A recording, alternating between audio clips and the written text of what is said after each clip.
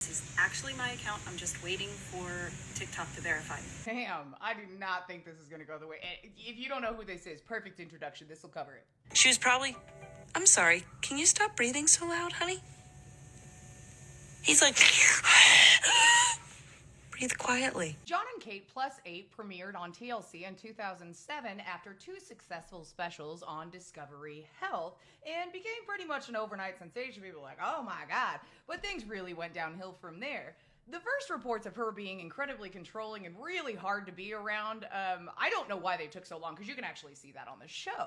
However, there's been a lot that's gone on over a long time, so let's just a little timeline of who that is. The show concentrated on Jon and Kate plus their 8 children. They had a set of twins, then they had a set of sextuplets. And on top of the actual show just kind of getting a lot of side eyes because these people clearly did not get along, the divorce really wasn't a surprise to me as much as it was everybody else, but we'll get to that in a second.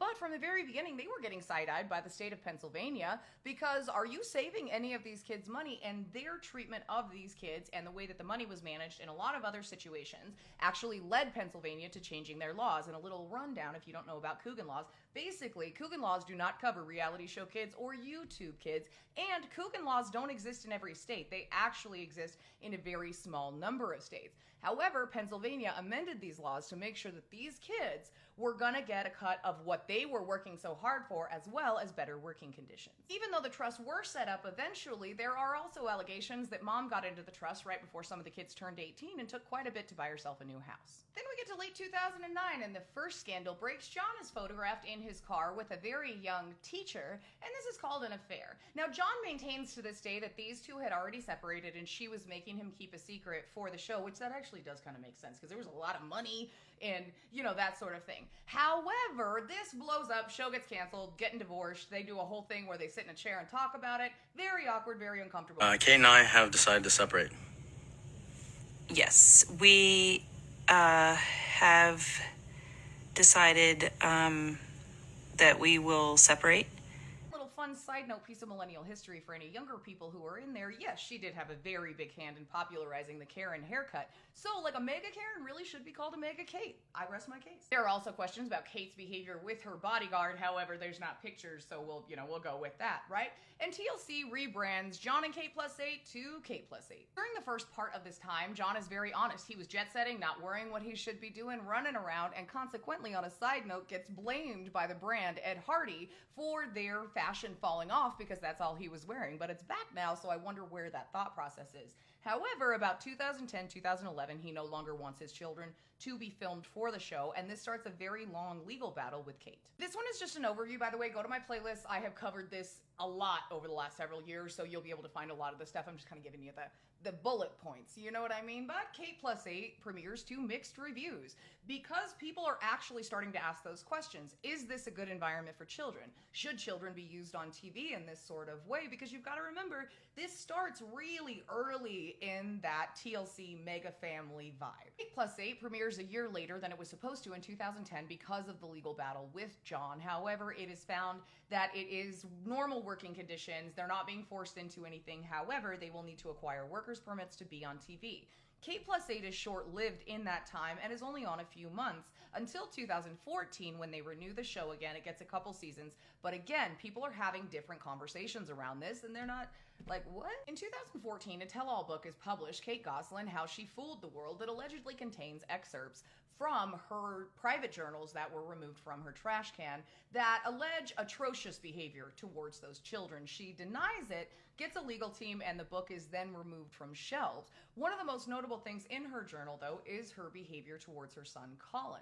And it's about this time on the show that people notice Colin's missing. People start to get really worried and want to know, where is Colin? And it turns out that she had him committed to 2 different facilities with very little medical evidence, even to this day, of why that actually happened, and did not visit him, basically left him there until he sent a letter to his dad saying, I'm not trying to trick you, but please come and get me. At this time, Jon starts fighting for his son and is able to get full custody. That full custody, it's important to note, was given to him by default because she didn't bother to show up to court. She says she tried to get a continuance because she had other obligations, and when she didn't get that continuance, she just didn't show up.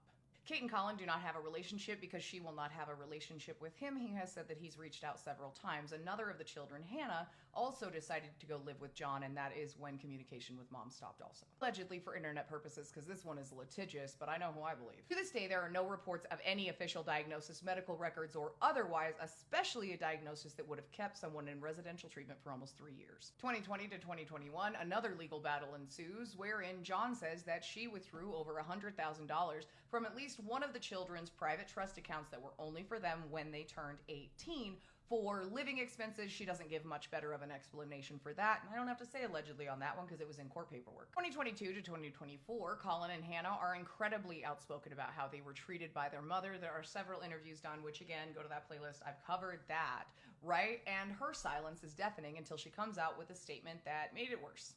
Pause to read that if you'd like to, but you know. Be discussing this subject any further. Whenever asked about Colin, or even when she made her statement, she seems very annoyed that people want to know, and everyone's kids just disappear off reality TV every day. Like, why are you even asking? 2025, Kate comes to TikTok and thinks that's a really good idea. You know? Took a little scroll through the comments and was actually pleasantly surprised because she must have not gotten to this morning's round of deletions before I left, but I'm sure they'll be gone because, as always, comment section highly filtered. That's it for this one. I hope you guys have a good day. And this popped up on my FYP, and I was like, whoa! This is not a good idea. Okay, well, then let's talk about it, I guess. Okay.